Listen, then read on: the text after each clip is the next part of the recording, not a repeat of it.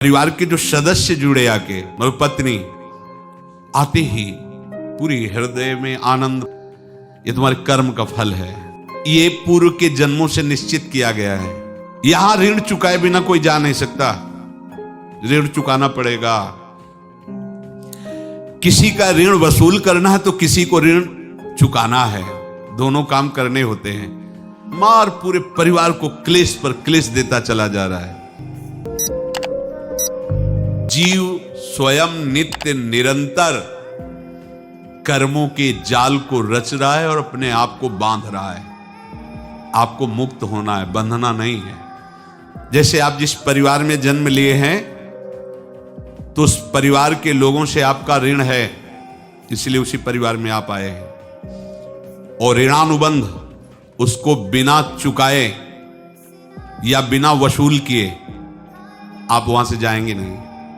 आपको लेना है तो वसूल करना है और देना है तो चुकाना है। ये पूर्व के जन्मों से निश्चित किया गया है।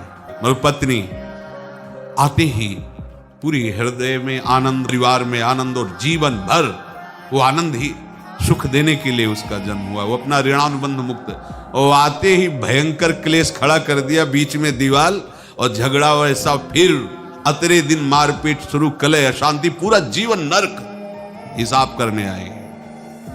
अब परिवार के जो सदस्य जुड़े, जैसे किसी के यहां पुत्र हुआ, जन्म से ही पैसा खर्चा शुरू हुआ, बड़ा हुआ तो उद्दंडता के द्वारा मार पूरे परिवार को क्लेश पर क्लेश देता चला जा रहा है। ये तुम्हारे कर्म का फल है।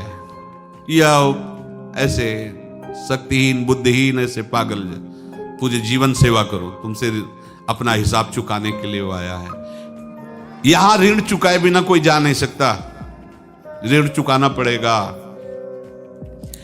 किसी का ऋण वसूल करना है तो किसी को ऋण चुकाना है, दोनों काम करने होते हैं। जैसे आपने दुकान फैला रखी है तो उसमें दो काम होते हैं, लेना और देना।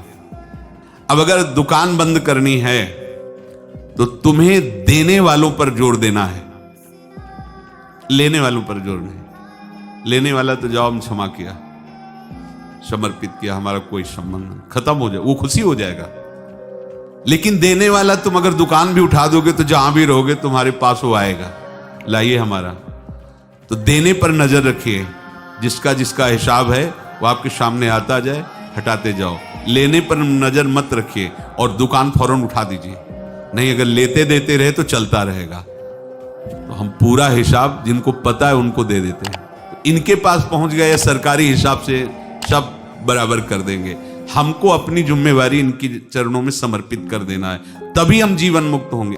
अनेक जन्मों में अनेक लोगों के साथ हमने जो बर्ताव किए हैं, अच्छे या बुरे, वो होंगे। अब किसी आदमी को हम जानते नहीं, अचानक मिला, अचानक टक्कर लगा और मार पीट, गाली गुप्ता सब कर दिया, चुपचाप सह लो। क्यों? ये आपका हिसाब है, ये लीला इस शरीर में भोगनी पड़ेगी। हाँ, ज्यादा को कम में भुगता देंगे, पर अब अगला शरीर ना मिले, इसके लिए सर्वतो भावेन भगवान के आश्रित हो जाए।